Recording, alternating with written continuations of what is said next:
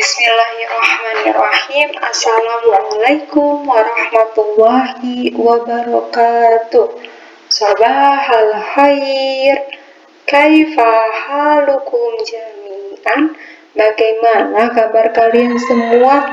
Insya Allah dalam keadaan sehat walafiat ya. Hari ini kita akan belajar tentang adab bertamu. Oh iya, sebelum memulai pembelajaran, kita baca doa dulu yuk, agar diberikan kemudahan dan kepahaman oleh Allah Subhanahu wa Ta'ala. Berdoa dimulai. Bismillahirrahmanirrahim. Rabbi zidni ilma warzuqni fahma. Amin. Tujuan pembelajaran hari ini yaitu yang pertama, terbiasa bertamu dengan adab yang baik. Yang kedua, menyebutkan adab-adab bertamu. Nah, sekarang Wasi mau tanya nih, pernahkah kalian bertamu? Pernahkah kalian menerima tamu? Pasti semua pernah melakukannya. Tapi, sudah tepatkah cara bertamu dan menerima tamu itu? Hari ini kita akan belajar bersama-sama tata cara bertamu dan menerima tamu sesuai contoh dari Rasulullah. Rasulullah SAW bersabda, "Man kana yu'minu billahi wal yaumil akhir falyukrim daifahu." Barang siapa yang beriman pada Allah dan hari akhir, maka hendaklah dia memuliakan tamunya. Hadis riwayat Bukhari. Bertamu artinya apa anak-anak? Bertamu artinya datang berkunjung. Bertamu adalah bagian dari silaturahim yang disukai oleh Rasulullah SAW. Islam mengajarkan bagaimana cara bertamu yang baik supaya kegiatan bertamu kita dapat berdampak positif atau ada manfaatnya bagi tamu maupun tuan rumahnya. Nah, adab bertamu itu ada apa aja ya? Yang pertama, meminta izin dan mengucap salam kepada pemilik rumah. Meminta izinnya dengan cara apa? Yang pertama, boleh menggunakan ketukan pintu. Ya, atau bisa menggunakan bel ting tang, atau bisa menggunakan kata-kata selamat pagi atau waspada. Bahkan ucapan salam itu juga bisa digunakan untuk meminta izin.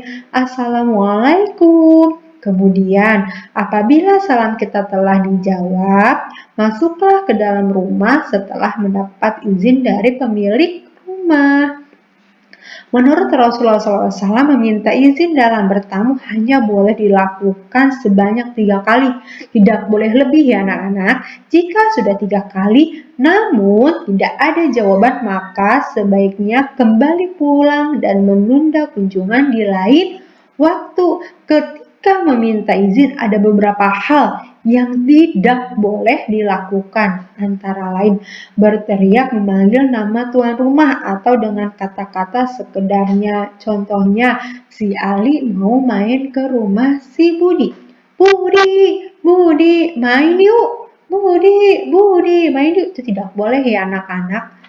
Yang kedua, mengetuk pintu dengan cara berlebihan. Nggak boleh. Udah lebih dari 3 kali nggak boleh ya anak-anak, sekedarnya aja 3 kali. 1, 2, 3 ya. Yang ketiga, meminta izin lebih dari 3 kali. Assalamualaikum,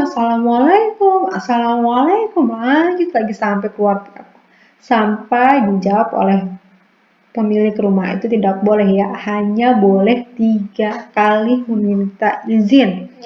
Yang keempat, mengintip ke dalam rumah karena penasaran apakah ada orang dalam rumah atau tidak. Si Ali ngintip tuh ke rumahnya Budi, kok Budi nggak keluar-keluar ya, diintip ada orangnya apa enggak, diintip itu nggak boleh anak-anak ya. Lanjut lagi, masuk ke dalam rumah tanpa izin. pemilik rumah, udah asal masuk aja, tidak boleh walaupun itu rumah saudara kita, lebih baik kita ketuk pintunya dulu, jangan asal masuk. Kalau boleh diizinkan masuk, kalau tidak ya jangan masuk. Lanjut lagi yang kedua, ada bertamunya. Tidak bertamu pada sembarang waktu. Bertamu itu harus memperhatikan waktu. Bertamulah pada waktu yang tidak mengganggu tuan rumah. Misalnya, tidak bertamu pada saat pemilik rumah sedang beristirahat atau pada waktu tidur. Nggak boleh bertamu di tengah-tengah malam, jam 10 malam bertamu. Itu tidak boleh, anak-anak. Bisa juga kalau misalnya waktu istirahat siang. Tuan rumah lagi istirahat siang, kita datang berkunjung. Itu mengganggu, apalagi ada yang tidur siang. Kalau misalnya pemilik rumahnya lagi istirahat, itu tidak boleh. Kecuali kita sudah janjian, misalnya si Ali udah janjian sama Budi, Budi nanti kita main ke rumah kamu jam 1 ya, boleh atau tidak? Kalau misalnya boleh ya silahkan berkunjung, kalau tidak ya jangan berkunjung.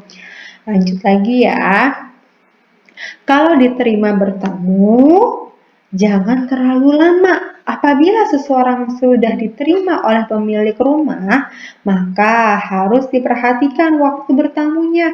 Jangan terlalu lama bertamu sehingga membuat repot pemilik rumah. Segeralah pulang apabila urusan sudah selesai. Yang keempat, tidak melakukan perbuatan yang membuat tuan rumah itu terganggu.